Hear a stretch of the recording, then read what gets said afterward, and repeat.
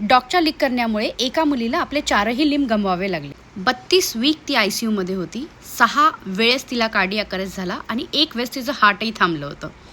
तुम्हाला वाटत असेल डॉगच्या लीकमुळे एवढा मोठा प्रॉब्लेम होत असेल तर आतापर्यंत कितीतरी लोकांना त्यांचे प्राण गमवावे लागले असते.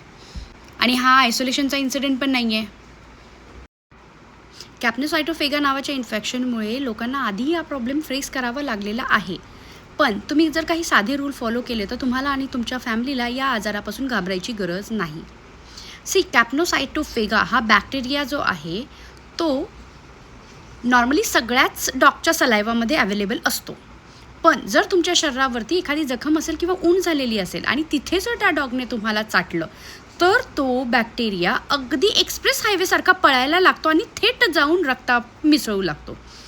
आणि आत गेल्यानंतर तो रक्ताच्या गाठी बनवायला सुरुवात करतो. त्या रक्ताच्या गाठी ज्या आहेत त्या ब्लड सप्लायला पुढे जाऊ देत नाही आणि आपल्या लिम्सच्या टोकापर्यंत ब्लड सप्लाय होत नाही. आणि कालांतराने त्यांच्या पेशी ज्या आहेत, जे टिश्यू आहेत ते मरायला लागतात आणि त्याचे पुढे म्हणजे गँग्रीन व्हायला लागतो.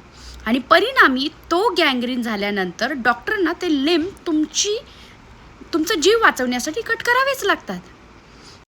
काही वनरेबल पॉप्युलेशन ज्यांना बिलकुल डॉगसोबत कॉन्टॅक्ट कमी करायला पाहिजे त्यामध्ये आहे प्रेग्नंट लेडीज, अगदी तानेबाळ इम्युनो कम्प्रेस्डचे लोक असतात ते, आणि वनरेबल ओल्ड एज पीपल.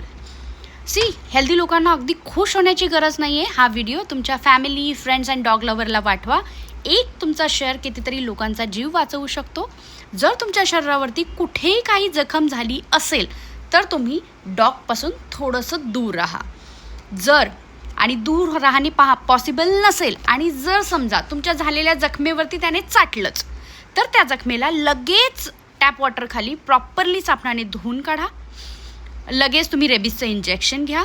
त्यानंतर जर तुम्हाला काही साईन अँड सिम्पटम दिसत असेल जसं फीवर येणे, हेडेक, वीकनेस, थ्रोट पेन आणि जर बॉडीवरती रिॲक्शन दिसायला लागली, स्किनमध्ये चेंजेस दिसायला लागले तर प्लीज लगेच डॉक्टरांना कॉन्टॅक्ट करा. कसं असतंय, जो बिमारीला घाबरतो ना तो लवकर मरतो आणि जो बिमारीशी लढतो तो खूप काळ जगतो. मग तुम्ही ठरवा तुम्हाला कुठल्या साईडला राहायचं आहे. आणि अशाच इन्फॉर्मेशनसाठी मला सबस्क्राईब करा. भेटूया पुढच्या व्हिडिओमध्ये. नमस्कार. निरोगी रहा, आनंदी रहा.